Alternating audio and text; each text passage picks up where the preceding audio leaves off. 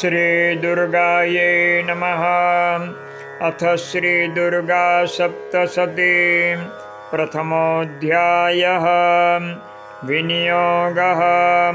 ॐ प्रथमचरित्रस्य ब्रह्मा ऋषिः, महाकाली देवता, गायत्री छन्दः, नन्दाशक्तिः, रक्तदन्तिका बीजम्, अग्निस्तत्त्वं, ऋग्वेदः स्वरूपं। श्रीमहाकाली प्रीत्यर्थे प्रथमचरित्रजपे विनियोगः। ध्यानम्। ॐ खड्गं चक्रगदेषु चापपरिघान्, शूलम्बुशुण्डिं शिरः, शङ्खं संदधतिं करस्त्रिनयनां, सर्वाङ्गभूषावृतां, नीलास्मद्युतिमास्य पाददशकां, सेवे महाकालिकां। यामस्तौत्स्वपिते हरौ कमलजो, हन्तुं मधुं कैटभम्। ॐ नमश्चण्डिकायै। ॐ ऐं मार्कण्डेय उवाच। सावर्णिः सूर्यतनयो यो मनुः कथ्यतेष्टमः, निशामय तदुत्पत्तिं विस्तराद्गदतो मम। महामायानुभावेन यथा मन्वन्तराधिपः, स बभूव महाभागः सावर्णिस्तनयो रवेः। स्वारोचिषेऽन्तरे पूर्वं चैत्रवंशसमुद्भवः, सुरथो नाम राजाभूत् समस्ते क्षितिमण्डले। तस्य पालयतः सम्यक् प्रजापुत्रा निवौरसान्, बभूवुः शत्रवो भूपा कोलाविध्वंसिनास्तदा। तस्य तैरभवद्युद्धमतिप्रबलदण्डिनः, न्यूनैरपि शतैर्युद्धे कोलाविध्वंसिभिर्जितः। ततः स्वपुरमायातो निजदेशाधिपो भवत्, आक्रान्तः स महाभागस्तैस्तदा प्रबलारिभिः। अमात्यैर्बलिभिर्दुष्टैर्दुर्बलस्य दुरात्मभिः, कोशो बलं चापहृतं तत्रापि स्वपुरे ततः। ततो मृगया व्याजेन वृतस्वाम्यः स भूपतिः, एकाकी हयमारुह्य जगाम गहनं वनम्। स तत्राश्रममद्राचिद्विजवर्यस्य मेधसः, प्रशान्तस्वापदाकीर्णं मुनिशिष्योपशोभितम्। तस्थौ कञ्चित् सकालञ्च मुनिना तेन सत्कृतः, इतश्चेतश्च विचरंस्तस्मिन् मुनिवराश्रमे। सोचिन्तयत्तदा तत्र ममत्वाकृष्टचेतनः, मत्पूर्वैः पालितं पूर्वं मया हीनं पुरं हितात्। मद्भृत्यैस्तैरसद्वृत्तैर्धर्मतः पाल्यते न वा, न जाने स प्रधानो मे शूरहस्ते सदा मदः। मम वैरिवशं यातः कान् भोगानोपलप्स्यते, ये ममानुगता नित्यं प्रसादधनभोजनैः। अनुवृत्तिं ध्रुवं त्यज्य कुर्वन्त्यन्यमहीभृताम्, असम्यग्व्ययशीलैस्तैः कुर्वद्भिः सततं व्ययम्। सञ्चितः सोऽति दुःखेन क्षयं कोशो गमिष्यति, एतच्चान्यच्च सततं चिन्तयामास पार्थिवः। तत्र विप्राश्रमाभ्यासे वैश्यमेकं ददर्शसः, स पृष्ठस्तेन कस्त्वं भो हेतुश्चागमनेऽत्र कः। सशोक इव कस्मात् त्वं दुर्मना इव लक्ष्यसे, इत्याकर्ण्य वचस्तस्य भूपतेः प्रणयोदितं। प्रत्युवाच सतं वैश्यः प्रस्रयावनतो नृपं। वैश्य उवाच समाधिर्नाम वैश्योऽहमुत्पन्नो धनिनां कुले। पुत्रदारैर्निरस्तश्च धनलोभादसाधुभिः। विहीनश्च धनैर्दारैः पुत्रैरादाय मे धनम्। वनमभ्यागतो दुःखे निरस्तश्चाप्तबन्धुभिः। सोऽहं न विद्मि पुत्राणां कुशलाकुशलात्मिकां। प्रवृत्तिं स्वजनानां च दाराणां चात्र संस्थितः। किं नु तेषां गृहे क्षेमं मक्षेमं किं नु साम्प्रतं। कथं ते किं नु सद्वृत्ता दुर्वृत्ताः किं नु मे सुताः। राजोवाच यैर्निरस्तो भवल्लुब्धैः पुत्रदारादिभिर्धनैः। तेषु किं भवतः स्नेहं मनुबध्नाति मानसं। वैश्य उवाच एवमेतद्यथा प्राह भवानस्मद्गतं वचः। किं करोमि न बध्नाते मम निष्ठुरतां मनः। यैः संत्यज्य पितृस्नेहं धनलुब्धैर्निराकृतः। पतिस्वजनहार्दं च हार्दिते स्वेव मे मनः। किमेतन्नाभिजानामि जानन्नपि महामते। यत्प्रेम प्रवणं चित्तं विगुणेष्वपि बन्धुषु। तेषां कृते मे निःश्वासो दौर्मनस्यञ्च जायते। करोमि किन्यन्न मनस्ते स्वप्रीतिषु निष्ठुरम्। मार्कण्डेय उवाच ततस्तौ सहितौ विप्र तं मुनिं समुपास्थितौ। समाधिर्नाम वैश्योऽसौ स च पार्थिवसत्तमः। कृत्वा तु तौ यथा न्यायं यथार्हं तेन संविदम्। उपविष्टौ कथा काश्चित् चक्रतुर्वैश्य पार्थिवौ। राजोवाच भगवंस्त्वामहं प्रष्टुमिच्छाम्येकं वदास्वतात्। दुःखाय यन्मे मनसः स्वचित्ताय ततां विना। मम त्वं गतराज्यस्य राज्याङ्गेष्वखिलेष्वपि।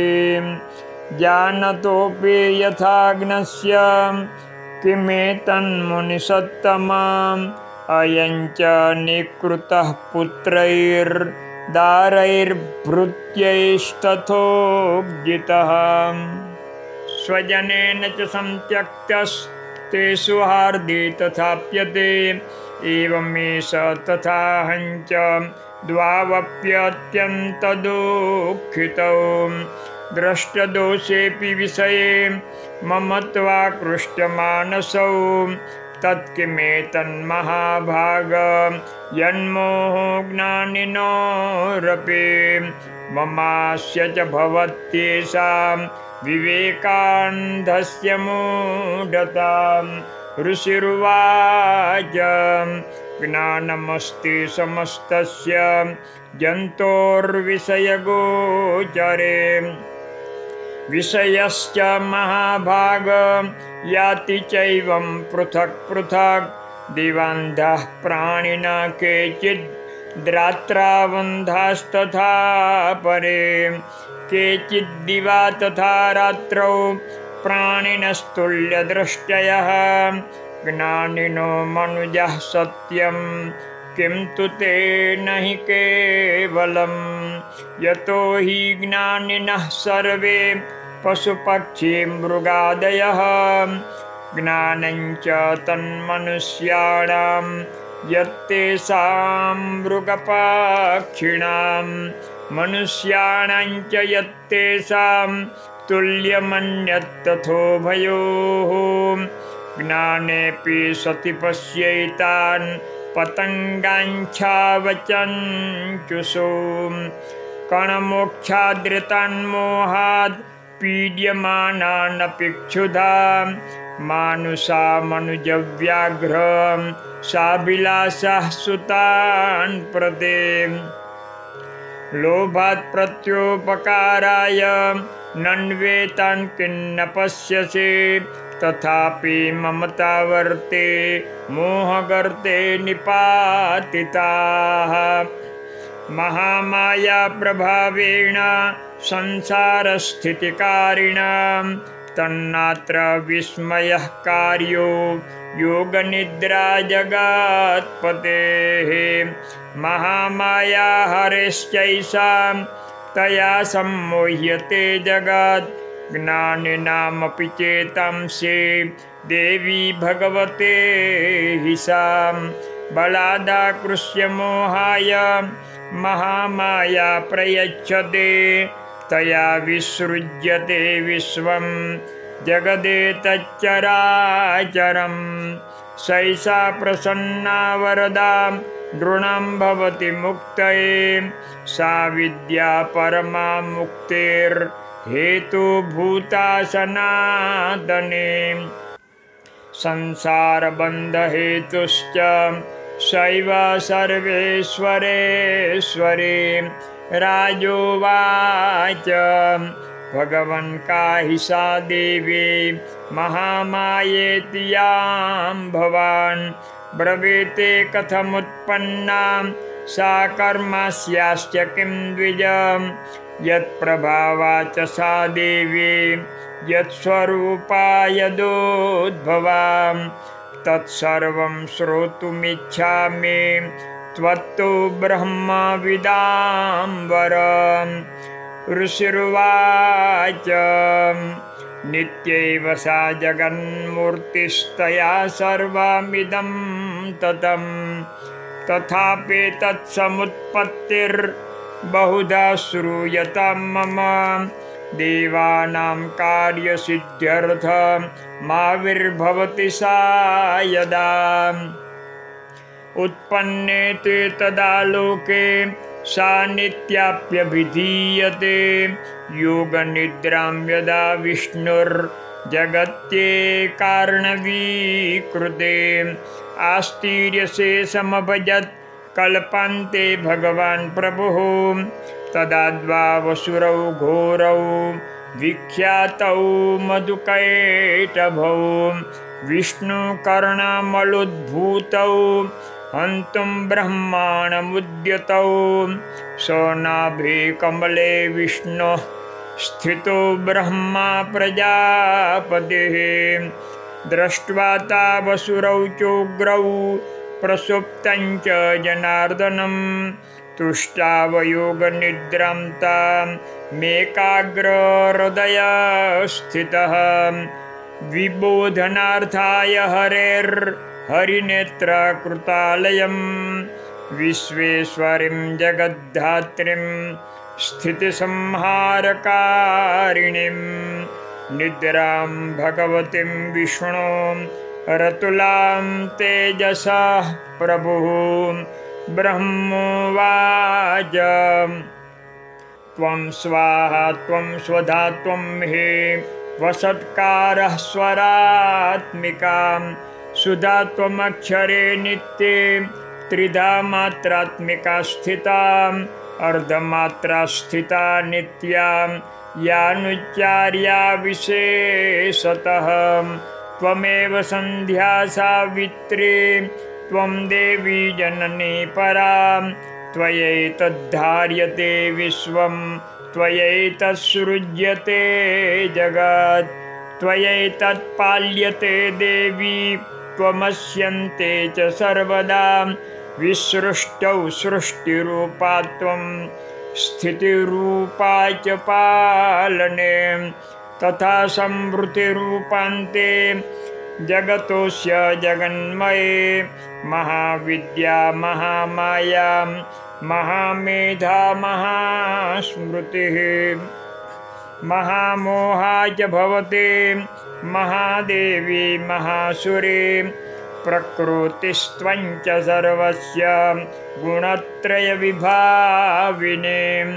कालरात्रिर्महारात्रिर्मोहरात्रिश्च दारुणा त्वं श्रीस्त्वमीश्वरी त्वं ह्रीस्त्वं बुद्धिर्बोधलक्षणा लज्जा पुष्टिस्तथा तुष्टिस्त्वं शान्तिः क्षान्तिरेव च खड्गिने शूलिने घोरा गदिने चक्रिणे तथा शङ्खिनी चापिनी बाणा पुशुण्डे परिघायुधा सौम्या सौम्यतराशेष सौम्येभ्यस्त्वति सुन्दरी परापराणां परमां त्वमेव परमेश्वरी यच्च किञ्चित् क्वचिद्वस्तु सदसत्त्वाखिलात्मिके तस्य सर्वस्य या शक्तिः सा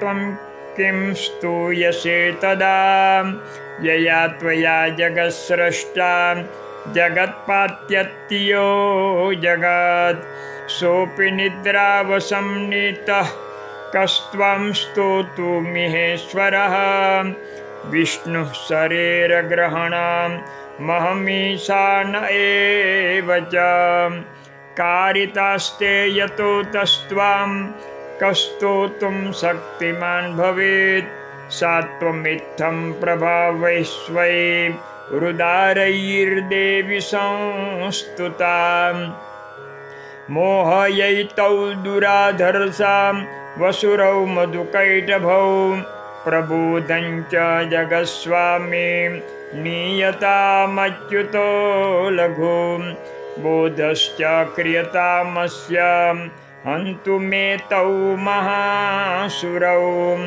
ऋषिरुवाच एवं स्तुता तदा देवी तामसे तत्र वेदसा विष्णुः प्रबोधनार्थाय निहन्तुं मधुकैटभौ नेत्रास्य नासिका बाहु हृदयेभ्यस्तथोरसः निर्गम्य दर्शने तस्थौ ब्रह्मणो व्यक्तजन्मनः उत्तस्थौ च जगन्नाथस्तया मुक्तो जनार्दनः एकार्णवे हि शयनात् ततः स ददृशे च तौ मधुकैटभौ दुरात्मानां वतिवीर्यपराक्रमौ